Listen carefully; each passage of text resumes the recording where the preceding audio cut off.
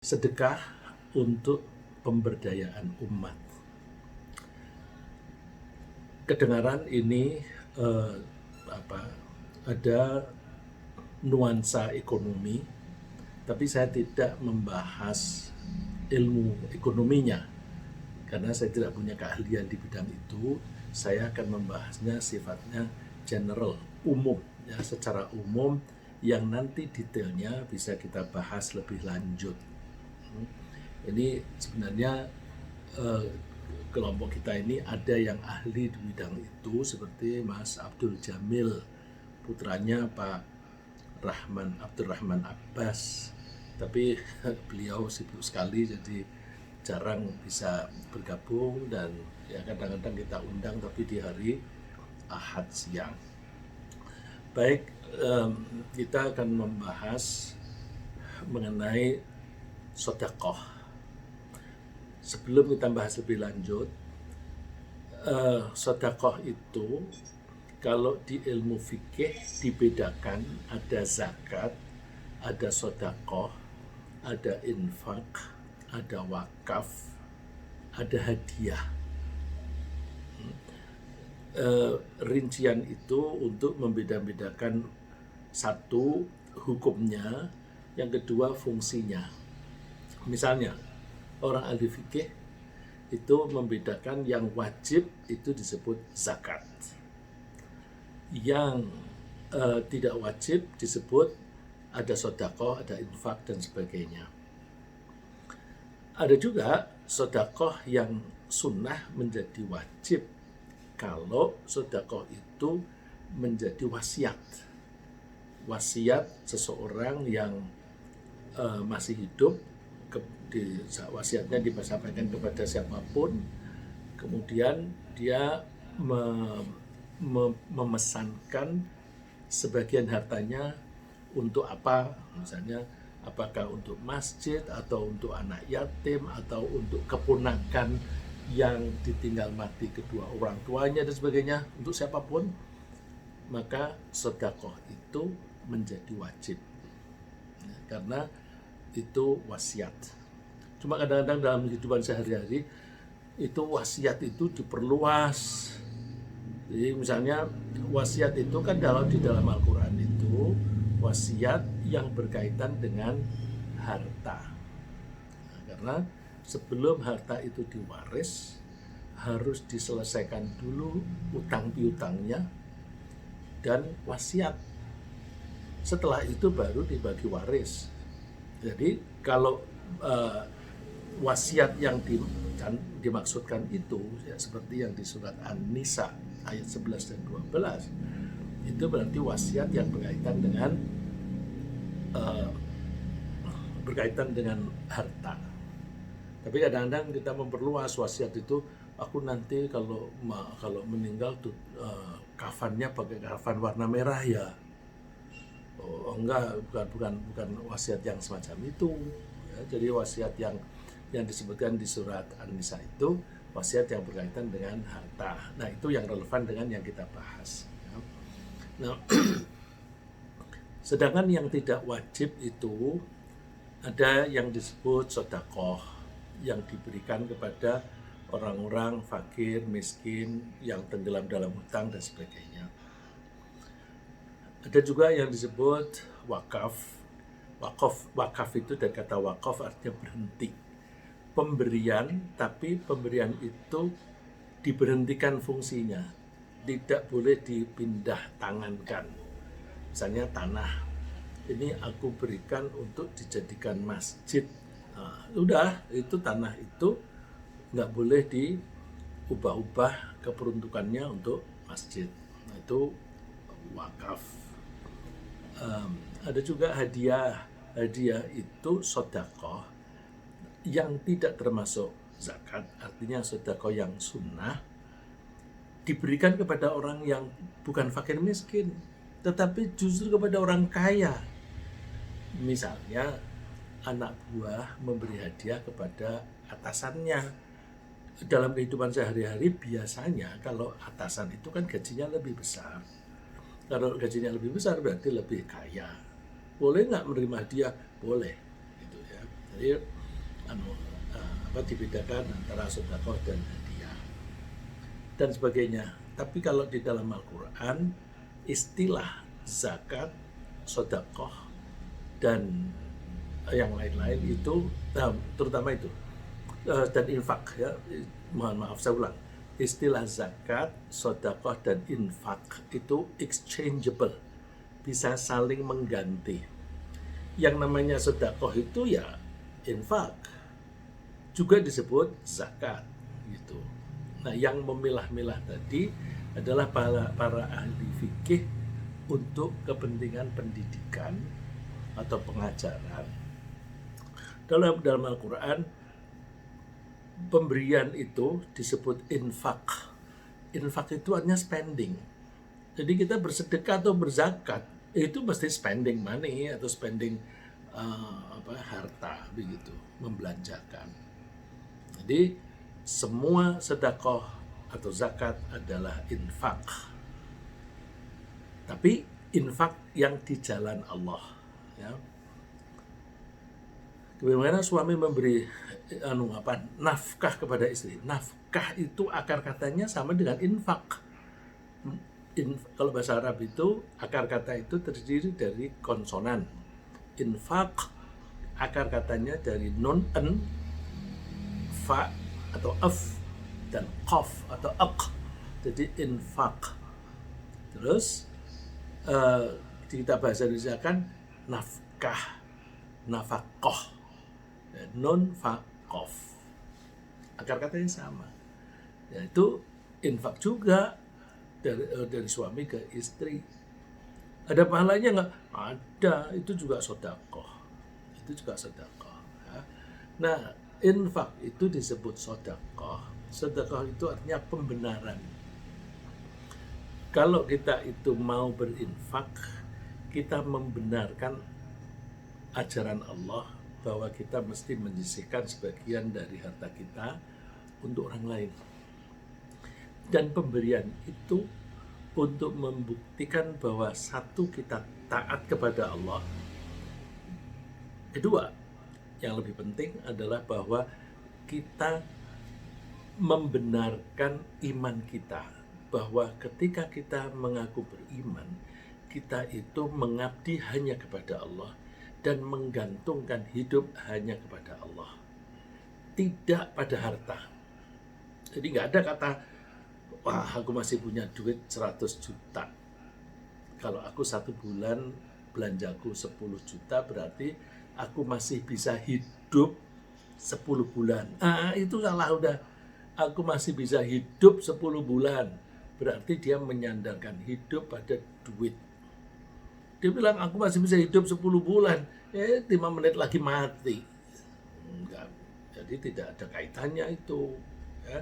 Jadi kalau kita bersedekah, kita membenarkan bahwa aku melakukan apapun hanya untuk Allah dan menggantungkan hidupku pada Allah. Duit ini bukan tempat bergantung. Aku memang membutuhkan duit untuk makan, minum, dan kebutuhan sehari-hari, untuk bekal supaya aku bisa tetap sehat, tetap kuat untuk melaksanakan perintah Allah. Itu. Jadi sedekah karena sedekah itu membuktikan keimanannya. Disebut zakat karena zakat itu artinya pencucian. Tolong kita tidak salah paham. Orang kadang-kadang salah paham, pencucian itu pencucian terhadap harta. Bukan. Pencucian terhadap hatinya atau terhadap jiwanya. Kalau orang setiap hari, fakta menunjukkan bahwa kita butuh duit. Fakta menunjukkan bahwa kalau kita butuh apa-apa, beres asal kita punya duit. Nah itu menyebabkan kita pelan-pelan tidak sengaja menjadi jatuh cinta pada duit. Nah kalau kita cinta kepada suatu apapun, jatuhnya nanti kita akan menjadi nurut kepada yang kita cintai. Kalau kita mencintai suami, kita akan akan taat kepada suami. Kalau suami mencintai istri, dia akan taat kepada istri. Sehingga kadang-kadang kalau tidak nurut, nah lah kamu bilangnya cinta itu bohong, nggak benar. Nah, jadi kalau kita mencintai Allah, kita akan taat kepada Allah. Bahayanya kalau kita mencintai duit, nanti kita taatnya kepada duit, bukan kepada Allah. Itu bisa dibuktikan gampang sekali. Nah, ketika kita bersedekah, kita membuktikan bahwa aku tidak mencintai duit. Ini saya sisihkan sebagian, saya kasihkan orang. Karena aku menuruti perintah Allah. Kenapa aku menurut perintah Allah? Karena aku mencintai Allah. Jadi kita membersihkan hati, jangan sampai menyekutukan Allah dengan yang lain. Cintaku hanya kepada Allah, taatku hanya kepada Allah. Aku tidak mencintai harta dan tidak taat kepada harta. Harta saya pakai sebagai fasilitas, sebagai pendukung agar aku bisa mengabdi kepada Allah. Tentu kita tidak bisa melakukan kegiatan tanpa didukung biaya. Yang paling jelas, kita tidak bisa haji kalau nggak ada biaya. Tidak ada dana untuk membiayai itu. Kita tidak bisa sehat kalau tidak makan, minum teratur dengan kualitas yang bagus. Maka kita bisanya sholat, ya mesti makan minum. Maka makan minum itu bagian dari pendukung sholat, pendukung ibadah. Jadi kita membersihkan diri dari sekutu apapun. Kita hidup hanya untuk Allah dan menggantungkan diri hanya kepada Allah. Nah, penyaluran sedekah itu bagaimana? Nah, saya ketika mengatakan sedekah ini lebih ke istilah yang dipakai di Quran tadi. Jadi sedekah itu ya termasuk zakat, termasuk infak, termasuk hadiah. Ya. Tapi prioritasnya adalah yang zakat. Ya. Prioritasnya adalah yang zakat karena yang zakat itu orang yang menerima itu sudah secara spesifik disebutkan oleh Allah di surat At-Taubah ayat 60 yang orang sering bilang 8 asnaf atau 8 kelompok itu. Jadi tekanannya lebih ke zakat. Tapi bisa juga ke sedekah yang sunnah. Nah, kaitannya dengan pertemuan yang lalu.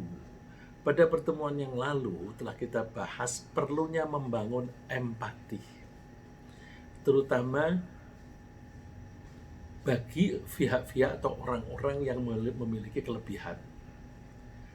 Orang yang punya kelebihan apapun, apakah kelebihan harta, kelebihan ilmu dan sebagainya, mesti membangun empati untuk menolong pihak yang kurang atau yang lemah. Kalau kita punya kelebihan harta, kita berempati kepada orang yang kekurangan harta. Kalau kita mempunyai kelebihan ilmu, mohon maaf saya bilang kelebihan, sebenarnya nggak pernah kelebihan ya kita ini. Artinya kelebihan itu lebih dibanding dengan orang lain. Jadi kelebihan ini bukan berarti overflow, ya, bukan berarti overflow gelas itu diisi terus kemudian terlalu penuh tumpah, bukan itu.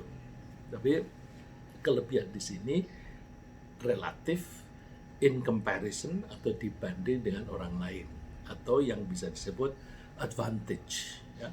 Advantage. Kalau kita punya advantage di bidang apapun, kita mesti peduli pada orang-orang yang kurang, ya. Yang mempunyai kelebihan ilmu, dia bersedia mengajar. Yang mempunyai kelebihan keterampilan, dia bersedia untuk memberi pelatihan kepada orang yang tidak punya keterampilan. Jangan pelit-pelit gitu. Ya. Dasarnya empati. Karena ilmu, keterampilan, dan duit, harta itu bisa memberdayakan orang lain. Memberdayakan itu empower. Empower artinya memberi power. Orang miskin yang asalnya powerless, yang tidak punya tenaga, tidak punya kemampuan untuk mandiri, terus dibantu supaya bisa mandiri. Orang yang tidak bisa bekerja dibantu. Orang yang tidak punya modal tapi tidak bisa menjalankan bisnis, bantu, sini datang ke PPM. Nah, aku ajari bagaimana mengelola bisnis semacam itu. Tapi harus berangkat dari iman. Iman itu lalu memberi inspirasi supaya kita mengembangkan empati. Terus kita menolongnya itu karena keimanan tadi dalam rangka melaksanakan perintah Allah. Kalau itu melaksanakan perintah Allah berarti mengajar di PPM atau di universitas manapun atau di sekolah manapun itu termasuk bagian dari ibadah. Jadi enak kerja, ngajar, dapat duit, tapi juga dapat pahala. Tapi jangan dibalik. Ya, aku cari duit, tapi biar dapat pahala juga. Aku cari pahala, duitnya nanti ikutan gitu. Jadi duit atau gaji itu hanya by product. Kenapa begitu? Kalau gaji itu kan kita nggak usah nyari kalau memang kita sudah ada keterikatan bekerja, ada kontrak, ada perjanjian yang kita tanda tangani, kita wajib melaksanakan tugas itu dan pihak lembaga punya kewajiban memberi gaji. Jadi itu sudah menjadi otomatis. Kalau sudah menjadi otomatis, nggak usah dicari. Yang dicari itu kalau kita nggak mencari nggak dapat pahala. Itu kalau kita tidak sengaja mencari ridho Allah gitu, nggak dapat.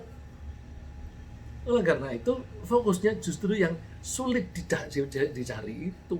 Gitu. Jadi aku Bismillahirrahmanirrahim mau berangkat mengajar karena diperintah oleh Allah untuk bersedekah dalam bentuk ilmu.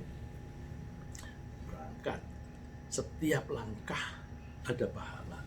Setiap rupiah yang dipakai untuk berangkat, untuk beli bensin atau untuk membayar bis dan sebagainya, ada pahalanya. Wah, indah sekali. Ya. Duit, itu kan ikutan. Bahkan sekarang ini kita nggak usah nagih, nggak usah pergi ke TO, duitnya udah pindah ke rekening kita. Udah, nggak usah cari. Nah, oleh karena itu kita jangan salah niat, jangan salah tujuan. Nah, terus yang kita bahas pagi ini ke itunya, bahwa kalau kita sedekah itu sebaiknya kepada siapa sih, supaya sedekah itu bisa memberdayakan umat.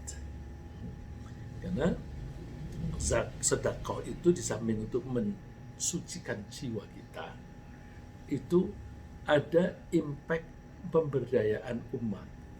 Pemberdayaan umat ini bisa kita baca atau kita bisa pahami dari perintah Allah bahwa orang yang berhak menerima zakat adalah al-fuqara wal masakin. Itu bisa dibuka di surat At-Taubah ayat 60. Innamas shadaqatu lil fuqara'i wal masakin, ya, di surat At-Taubah ayat 60, bahwa sedekah di sini biasa terjemahnya zakat, karena itu yang wajib, itu rigid ya, untuk orang fakir, untuk orang miskin, dan untuk orang yang mengelola zakat itu. Hati-hati ketika kita bilang mengelola, tugas di masjid kemudian menerima dan menyalurkan zakat itu bukan amil, ya. Tidak boleh mengambil bagian dari situ. Wal mu'allafati qulubuhum, dan orang-orang yang diharapkan hatinya itu bisa menjadi lunak menerima ajaran Islam. Mu'allaf ini orang yang biasanya yang masih lemah imannya, atau bahkan yang belum beriman tapi kita harapkan nanti beriman. Dan ada budak, sekarang tidak ada budak, tapi Tapi bisa kita kiaskan misalnya orang yang pekerjaannya itu menolong orang lain tapi gajinya terlalu kecil, tapi tidak termasuk budak gitu ya. Wal gharimin, dan orang yang tenggelam dalam hutang. Wa fi sabilillah, dan orang yang sedang melaksanakan tugas di jalan Allah. Wa ibnis sabil, dan orang yang stranded, yang tidak bisa pulang karena kehabisan bekal. Nah, ini isinya kan orang-orang lemah itu. Orang-orang yang lemah, meskipun ada di antara mereka yang kaya, mu'alaf itu lemah hatinya, tapi kaya. Boleh orang kaya menerima zakat kalau atas nama mu'alaf, boleh. Oke, terus bagaimana kita itu bisa memberdayakan itu? Ya, sebenarnya zakat, sedekah, infak dan sebagainya itu kita umat Islam memiliki potensi yang besar untuk mengurangi jumlah orang-orang miskin. Kalau mengurangi jumlah orang miskin itu kan berarti memperdayakan orang-orang miskin gitu. Ya. Jadi zakat dan sedekah itu sebenarnya di samping mensucikan hati kita dan kita, tapi kalau kita lihat orang yang menerima itu bisa kita pakai untuk meningkatkan kesejahteraan mereka, sehingga suatu saat mereka itu bisa menjadi makin kaya. Kalau mereka menjadi kaya, nanti tidak lagi mereka berhak menerima zakat, bahkan mereka wajib memberikan zakat. Jadi ada potensi seperti itu, tapi berlaku nggak di Indonesia atau berjalan begitu nggak? Kebanyakan tidak. Maka alangkah baiknya kalau kita bisa memberdayakan mereka. Tentu membutuhkan pengelolaan yang baik. Jika zakat, sedekah dan sebagainya itu dikelola dengan baik, misalnya dipakai untuk mencerdaskan orang. Mencerdaskan orang itu penting ya, karena kalau kita ingin meningkatkan kesejahteraan seseorang, cara yang paling bagus ya melalui pendidikan atau pelatihan. Itu cara yang paling bagus. Kalau kita dengan cara memberi uang untuk makan, habis dimakan habis. Tapi kalau kita pakai untuk mendidik, melatih, maka itu dia akan mempunyai keterampilan atau pengetahuan yang bisa digunakan untuk mengenerate income. Ya. Nah, mengenerate income itu penting karena orang seringkali kalau orang miskin itu suka imannya goyah atau tidak stabil. Ya, misalnya karena lapar lalu terus mereka mencuri atau korupsi dan sebagainya, itu berarti imannya menjadi labil.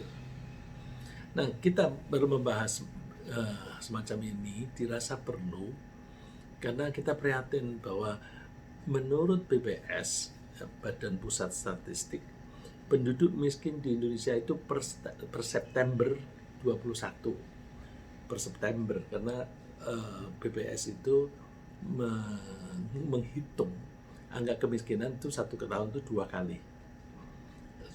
Di semester kedua itu biasanya di bulan September. Nah, untuk semester pertama tahun ini belum keluar angkanya. Jadi kita hanya bisa memakai angka September 21. Itu mencapai 26,5 juta orang atau 9,71% dari jumlah penduduk Indonesia. Tentu ini tidak persis ya, kalau statistik sensus macam itu kan ada margin of error-nya, tapi mudah-mudahan kecil lah. Dan tergantung juga ukurannya berapa. Kalau pakai Bank Dunia, ukuran garis kemiskinan itu $2 sehari. Di kita ini kurang dari itu. Nah, kalau mayoritas penduduk Indonesia itu beragama Islam, berarti mayoritas dari orang-orang miskin itu adalah orang-orang Islam. Jadi gimana ini? Kita tuh orang Islam tuh punya kewajiban bayar zakat, tapi banyak orang Islam yang miskin. Kenapa kita tidak bisa mengentaskan? Kalau pemerintah mengentaskannya itu kan dengan cara yang teoritis. Kalau misalnya ekonomi kita tumbuh, maka diharapkan orang-orang miskin menjadi naik pangkat, menjadi tidak miskin lagi. Begitu. Tapi kan itu secara umum, tidak secara spesifik. Nah, ada yang secara spesifik kalau pemerintah mengalokasikan misalnya bantuan sosial. Nah, tapi bantuan sosial itu juga belum tentu bisa memberdayakan. Oke, kita bahas lebih lanjut nanti. Mekanisme zakat dan sedekah itu penting dikelola dengan baik untuk kepentingan semua pihak dalam masyarakat, sehingga harta yang dimiliki oleh suatu negara, suatu komunitas itu tidak hanya beredar di kalangan orang kaya saja, tidak mandek. Jadi diharapkan harta itu beredar juga di kalangan orang miskin. Kalau tidak ada mekanisme zakat, sedekah dan sebagainya, mungkin duit itu hanya berputar di antara orang kaya saja.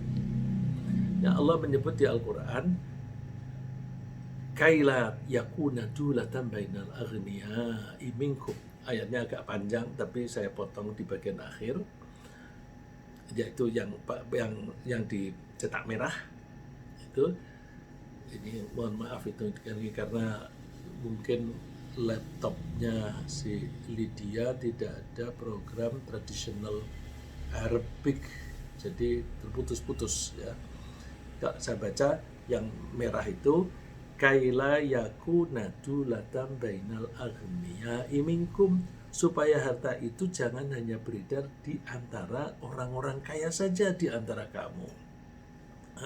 Kalau kita ingin mengoptimalkan manfaatnya zakat, sedekah, infak dan lain-lain untuk memberdayakan umat dengan pengurangan manfaatnya supaya angka kemiskinan itu turun dan bahkan meningkatkan kesejahteraan mereka, kita mesti melakukan perbaikan di dua sisi. Ada dua sisi yang harus kita perbaiki. Yang pertama, sisi pungutan ya, atau pengumpulan zakat. Zakat itu dikumpulkan. Terus sisi yang lain adalah penyalurannya. Penyaluran kepada pihak-pihak yang berhak menerima. Coba kita lihat dulu dari segi pengumpulan. Kita mesti berusaha meningkatkan jumlah dana yang bisa diperoleh dari muzaki. Muzaki itu orang-orang yang berkewajiban mengeluarkan zakat, atau orang-orang yang berkewajiban berzakat atau sedekah. Itu mesti kita tingkatkan. Gimana kita perlu meningkatkan? Iya, perlu sekali, karena kenyataannya kita tidak pernah yang melakukan survei itu Basnas, Badan Amil Zakat Nasional. Mereka menyatakan bahwa potensi zakat dan sedekah itu pada tahun ini, tahun 2002, itu bisa mencapai 327 triliun.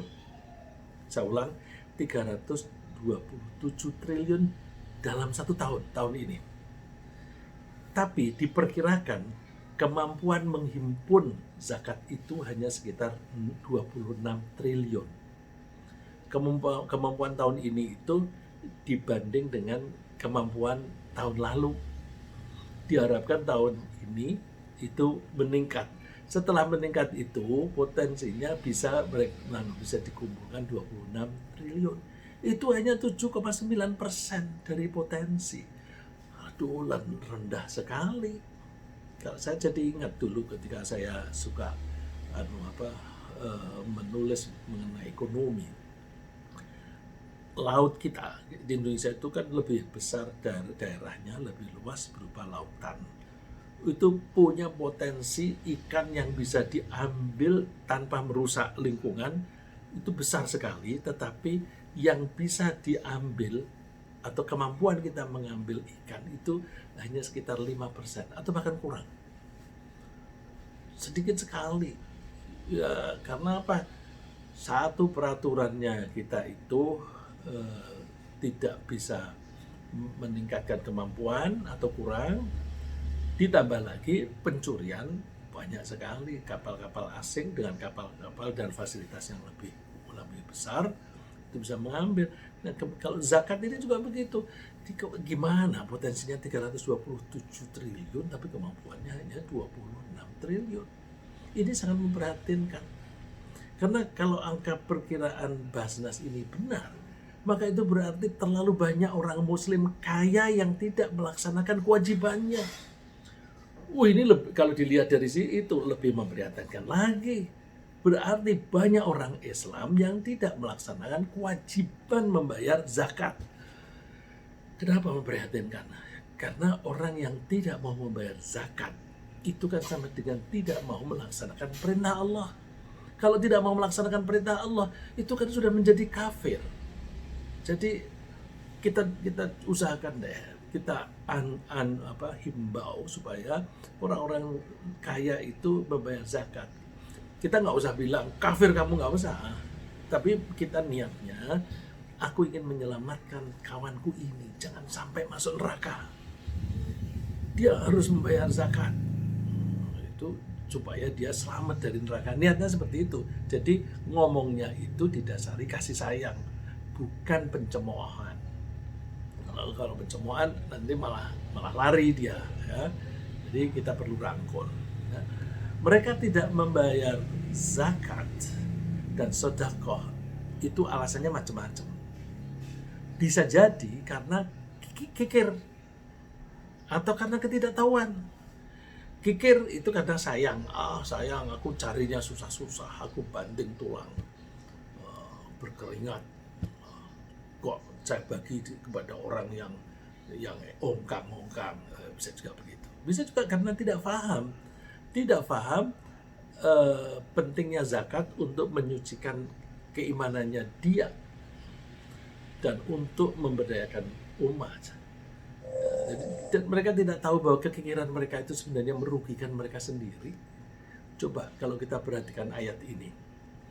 Ha antum haula itu da'una litunfiqu fi sabilillah. Itulah kalian itu diajak atau diperintahkan supaya kalian bersedekah di jalan Allah. Tapi faminkum mayyabkhal, di antara kalian ada yang kikir. Padahal wa mayyabkhal fa inna ma yabkhalu an nafsih. Orang yang kikir itu sebenarnya kikir pada diri sendiri. Gimana nggak kikir pada diri sendiri? Kalau kita punya uang 1 juta, terus kita sedekahkan 100.000 atau 10%, yang menolong nasib kita besok di akhirat itu yang 900.000 atau yang 100.000. Kalau yang menolong itu yang 100.000, kenapa kita tidak mau menolong diri sendiri?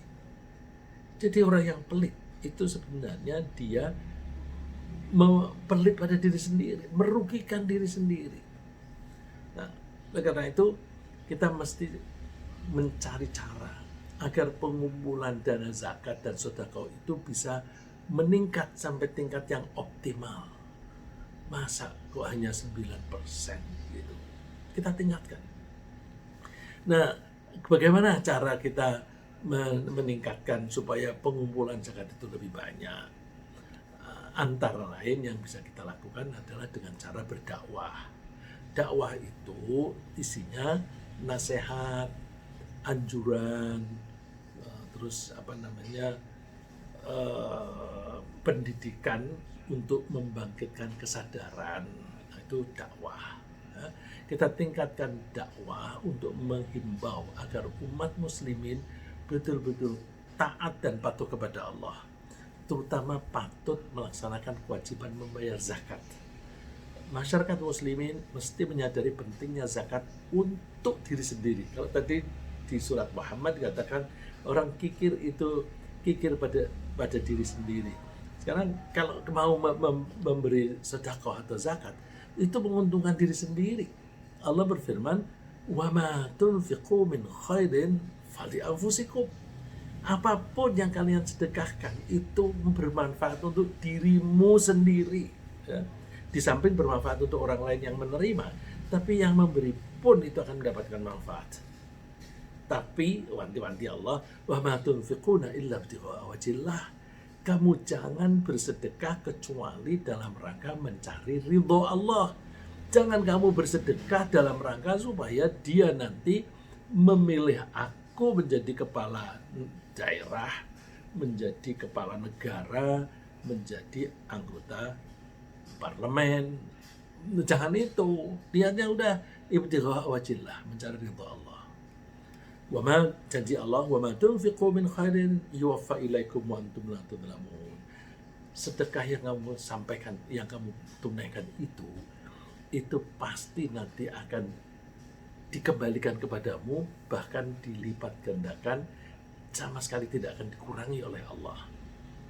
Nah, orang-orang muslim yang kaya perlu menyadari bahwa di dunia saja mereka akan memperoleh berkah yang banyak jika mereka mau menyisihkan sebagian dari harta mereka untuk membayar zakat dan sedekah dengan tujuan semata-mata hanya untuk mencari ridha Allah.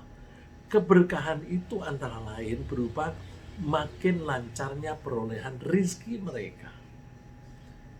Jadi kalau orang bersedekah, bayar zakat, insya Allah rezeki Allah memberi berkah. Berkah itu apa? Berkah itu kebaikan yang banyak. Kebaikan yang banyak itu bisa berupa materi, bisa berupa non materi. Ini coba firman Allah. Wa ma antum mir riban liyarbu fi amwalin nasi fala yarbu indallah.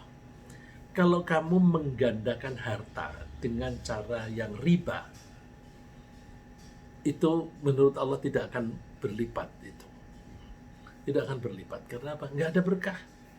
Hitung-hitungannya kamu bisa bilang, aku meminjami orang, nanti kembalinya aku dikasih keuntungan 10%. Hitung-hitungannya 1 juta menjadi 1.100.000. Tambah. Itu kan hitunganmu. Tapi menurut Allah itu tidak bertambah. Karena apa? Tidak ada berkah. Sebaliknya, wa ma ataitum min zakatin turiduna wajhallahi fa ulaika humul mudha'ifun. Orang-orang yang menunaikan zakat atau sedekah maka dan melakukannya itu hanya karena mencari ridha Allah, maka mereka itulah orang yang melipat gandakan. Dalam terjemahannya ini saya copy paste di dalam kurung pahala. Sebenarnya tidak hanya pahala itu, tidak hanya pahala. Coba kalau kita orang Islam yang kaya itu mau bersedekah, itu kan kalau bersedekah itu dilaksanakan dengan baik, maka ini akan meningkatkan kesejahteraan orang-orang miskin. Kalau mereka itu asalnya tidak bisa makan atau makannya sedikit, mereka lemah. Dengan makan yang cukup mereka menjadi punya tenaga dan mereka bisa bekerja. Kalau mereka bisa bekerja, mereka bisa mendapatkan penghasilan. Kalau penghasilan itu dimakan oleh keluarga, makan itu bisa memberi makan kepada produsen beras, para petani, bisa memberi makan kepada para sopir yang mengangkut dari desa ke kota, ke pasar, dan sebagainya, dan bisa meningkatkan ekonomi. Nah, kalau ekonomi ini meningkat, maka kita yang kaya, anggaplah kita ini yang kaya, kita yang kaya ini bisa menikmati pertumbuhan ekonomi itu. Bisnis kita menjadi makin lancar. Kalau bisnis kita makin lancar, income kita makin banyak. Jadi multiplier efeknya itu jauh. Jadi, secara itu kan kalau kita melihat secara makro ya, bahwa sedekah kita itu akan meningkatkan growth of the economy, pertumbuhan ekonomi. Pertumbuhan ekonomi itu akan menggiatkan bisnis karena velocity of money, ya, beredarnya duit itu menjadi makin cepat. Terus kalau itu orang-orang pegang duit, maka produsen itu barangnya laku. Kalau kita termasuk produsen atau pedagang, maka barang-barang kita laku. Itu artinya penghasilan kita meningkat. Jadi, dan meningkatnya itu bisa makin banyak. Jadi kalau Allah mengatakan faulaika humul mudhifun, mereka itulah yang melipat gandakan. Tolong jangan ditekankan pada pahala. Pahala iya pasti, tapi juga ekonomi, juga penghasilan kita. Karena firman Allah itu nggak ada kok di situ kata pahala. Mereka itulah orang yang melipat gandakan. Nah, kalau tidak ada objek disebut, berarti apa saja. Termasuk melipat gandakan persaudaraan. Persaudaraan itu penting. Persaudaraan itu kan networking. Kalau kita punya sahabat kan hidup ini menjadi lebih mudah. Ya. Sebaliknya, mereka yang kikir mesti harus takut. Ya, dakwah ini kan tadi men-encourage orang untuk memberi zakat. Terus sebaliknya kita mesti mendiscourage orang yang tidak mau membayar zakat. Mendiscourage itu kan tidak memberi courage. Artinya apa? Nakut-nakuti. Ya kita takut-takuti. Kalau kamu tidak membayar zakat, dosa kamu nanti disiksa. Coba siksaannya berat. Orang yang tidak mau bayar zakat. Orang yang tidak mau zakat itu kan berarti menyimpan hartanya dibiarkan idle, dibiarkan nganggur. Kalau harta itu nganggur, dia tidak bisa mengenerate income. Hanya disimpan aja. Kalau diberikan kepada orang lain atau minimal itu dipekerjakan. Harta itu dipakai untuk menciptakan pekerjaan supaya ada employment. Kalau orang tidak mau menggunakan hartanya untuk menciptakan pekerjaan dan tidak mau membayar zakat, itu akan disiksa di akhirat. Coba siksaannya. Allah berfirman, "Yauma yuhma 'alaiha fi nari jahannam fatukwa biha jibahuhum wa junubuhum wa dhuhuruhum." Harta yang mereka simpan itu nanti diwujudkan dalam bentuk logam. Kalau zaman dulu, zaman Al-Quran turun, duit itu kan emas atau perak, logam. Nah, nanti itu harta itu meskipun di dunia ini berupa kertas, nanti diwujudkan dalam bentuk logam. Terus ya karena neraka itu panas, logam itu ikut panas. Jangankan kena api, kita itu naruh benda kena sinar matahari sebentar saja, benda itu panas. Itu kena api, panas, fatuk wabiyah jibauhum, disetrikakan, ditempelkan pada wajah mereka, pada jidat mereka, di punggung mereka, di perut mereka, di samping-samping mereka. Jadi tambah panasnya itu tambah panasnya api neraka ditambah dengan panasnya logam. Lalu para malaikat mengatakan, "Hadza ma kanastum li anfusikum." Ini logam yang memanasi kamu, itu yang kamu simpan dulu. Kamu simpan untuk kepentinganmu sendiri, tidak untuk kepentingan masyarakat. Fadhuqu bima kuntum taknizun. Coba ini, kan menakut-nakuti ini. Rasakan apa yang kamu simpan dulu. Nah, jadi ini mendiscourage supaya orang tidak membiarkan hartanya idle. Ya. Kok nakut-nakutin sih? Nakut-nakutin supaya dia sebaliknya mau bayar zakat, mau mensejahterakan dirinya dan masyarakat. Nah, orang yang pikir itu layak dimasukkan ke dalam neraka. Kenapa layak? Ya karena mereka itu menjadi musyrik. Tadi saya menyebut orang yang kita manusia itu cenderung mencintai duit. Kalau mencintai duit lalu terus orang itu cinta duit lalu taatnya kepada duit bukan kepada Allah, itu menjadi musyrik. Nah, karena menjadi musyrik tempatnya ya neraka lagi. Allah menyebut wailul lil musyrikin, celakalah orang-orang musyrik. Siapa itu? Alladzina la yu'tuna zakah. Orang yang tidak mau membayar zakat. Kalau orang tuh pelit, itu kan dia mungkin karena takut aku besok makan apa. Aku kan sudah pensiun, kalau aku sedekahkan nanti berkurang, cadanganku berkurang, aku besok makan apa, kalau aku sakit bagaimana. Itu mengganggu keimanan, karena dia tidak percaya bahwa Allah itu maha penyayang. Karena Allah maha penyayang, besok itu jaminan Allah. Kan sudah berapa puluh tahun kita dijamin oleh Allah, kok kita tidak mengambilnya pelajaran gitu ya. Coba aja lihat di antara kita ini, teman-teman kita yang kebetulan tidak punya simpanan, kemudian ketika sakit terbayar itu si biayanya meskipun ratusan juta gitu ya. Orang-orang yang tidak mau bayar zakat itu musyrik, wahum bil akhiratihum kafirun, mereka tidak percaya atau kafir terhadap akhirat, tidak mempercayai bahwa kalau zakat atau sedekah itu dapat pahala, dan tidak percaya bahwa orang yang kikir itu masuk neraka. Itu berarti tidak mengimani akhirat. Itu satu sisi.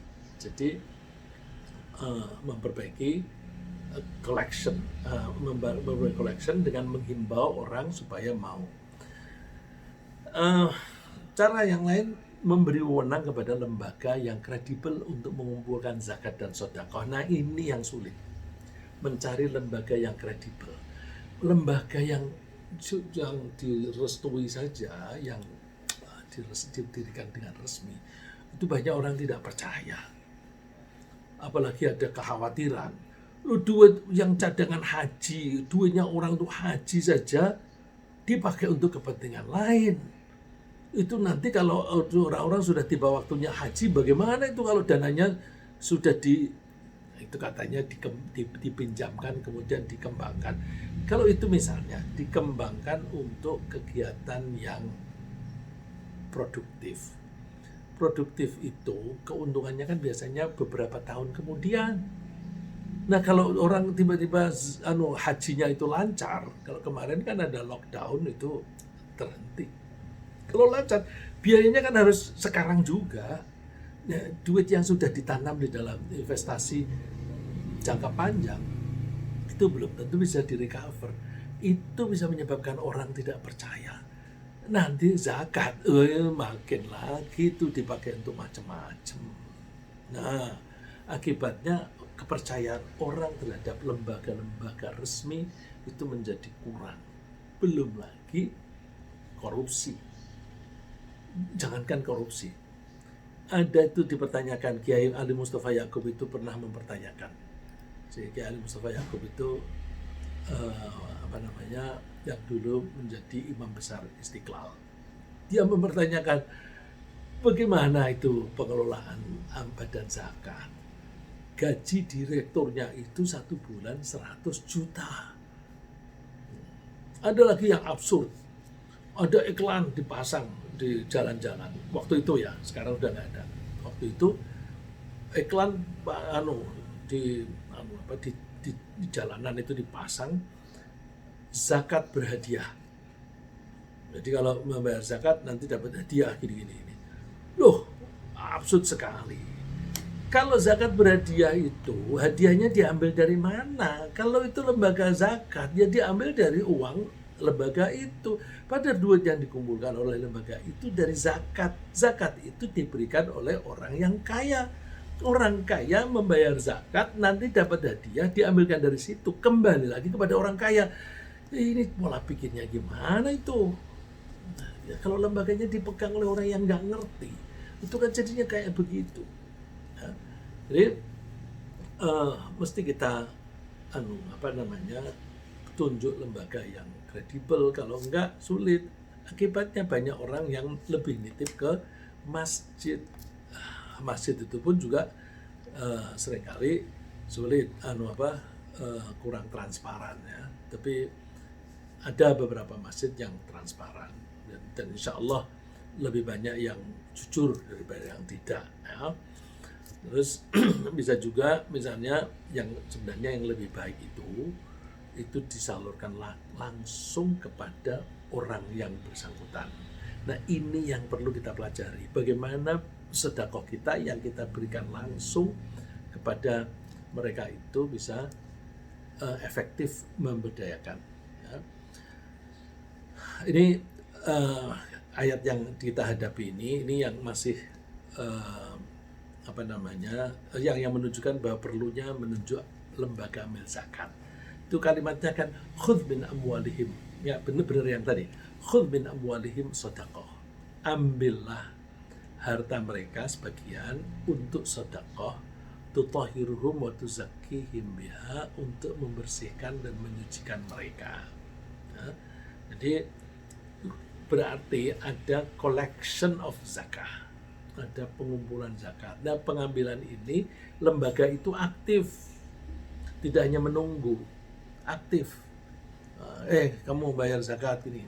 Nah, aktifnya itu bandingkan dengan pajak. Pajak itu kan lebih aktif dan ada sanksi juga. Kalau zakat kan nggak ada. Ini mestinya kalau ada lembaga yang kredibel itu bisa mengajukan itu.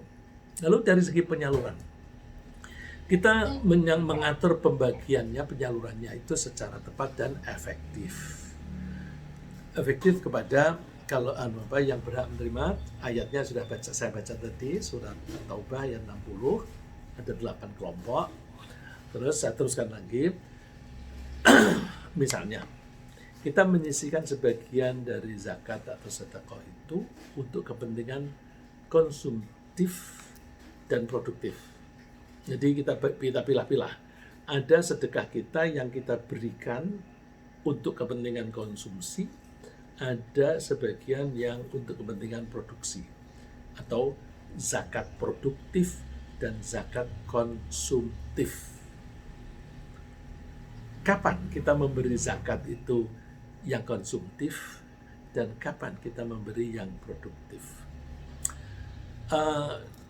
Kalau kita memberi kepada orang-orang fakir yang mereka memang lemah, tidak bisa bekerja dengan baik, misalnya lumpuh, idiot, atau sakit yang tidak ada harapan sembuh, atau sudah terlalu tua, tentu zakat yang kita berikan itu zakat konsumtif. Nah, kalau zakat yang konsumtif itu yang penting tiap hari atau secara periodik gitu, supaya ada jaminan bahwa dia makan. Kita harus hati-hati. Lihat keluarganya. Kadang-kadang yang kita kasih orang tua yang sudah lemah sekali, tapi karena kita memberi jumlah banyak, terus dimanfaatkan oleh yang muda, oleh anak-anaknya atau keponakannya. Yang tua menjadi tetap lapar. Itu. Oleh karena itu, kita lihat kalau keluarganya seperti itu, ya kitanya ngasihnya sedikit-sedikit aja, tapi rutin. Bisa juga tiap hari kita antar makanan. Kita kasih makanan. Jadi zakatnya berupa makanan untuk meyakinkan bahwa orang itu bisa makan. Nah, jadi ini zakat konsumtif. Termasuk juga. Maaf Pak Riksa. Iya. Waktunya tinggal 5 menit lagi. Oh ya, terima kasih. Mudah-mudahan saya bisa. Terima kasih. Ya, tapi berarti nggak ada waktu tanya jawab ya. Ini saya salah nih. Oke. Termasuk yang konsumtif itu kita berikan kepada orang fakir yang tidak berhalangan seperti tadi, yang terlalu sakit, terlalu lemah, atau terlalu tua. Tapi orang yang kuat. Cuma dia kuat, tetapi tenaganya dipakai untuk pekerjaan yang membuat dia terikat, dia tidak bisa kemana-mana, dan penghasilannya kecil. Ini contoh yang paling gampang di Indonesia ini, para merbot masjid. Para merbot masjid itu gajinya kan kecil sekali. Tapi mereka tidak bisa pergi kemana-mana, karena dia harus menjaga kebersihan masjid, pagi-pagi dicuci lantainya dan sebagainya, untuk sholat, terus ditata lagi karpetnya dan sebagainya, terus sholat zuhur. Dia mau pergi kemana-mana nggak bisa, sebentar lagi asar. Dan dia harus menjaga keamanan situ, ya, dan sebagainya. Nah itu gajinya kecil, maka mereka kuat, tetapi penghasilannya kecil. Itu prioritas. Lil fuqara alladziina uhsiru fi sabilillahi la yastati'una darban fil ardi yahsabuhumul jahilu aghniya min at-ta'affuf. Prioritas untuk orang fakir yang terkungkung melakukan kegiatan-kegiatan di jalan Allah, mereka tidak bisa pergi kemana-mana. Orang yang tidak tahu mengira bahwa orang itu kaya. Karena apa? Nggak pernah minta duit. Nah, ini sekaligus tanda pemberitahuan bagi kita bahwa kita jangan menunggu orang minta. Kalau kita bersedekah, kita survei, kita cari. Ta'rifuhum bisimahum. Kita bisa menengarai orang itu miskin apa tidak dari tanda-tanda mereka. Misalnya bajunya nggak ganti-ganti. Ya. La yas'aluna nasa ilhafa, mereka tidak minta-minta, tidak mengemis. Ketika orang itu mengemis, lebih baik nggak usah dikasih. Kenapa begitu? Kalau dulu kan ada orang yang menghimbau, nggak usah kasihlah orang miskin, itu tidak mendidik. Nah, coba alasan saya bukan tidak mendidik, tapi mereka tidak mau memanfaatkan pemberian Allah untuk bekerja dengan baik.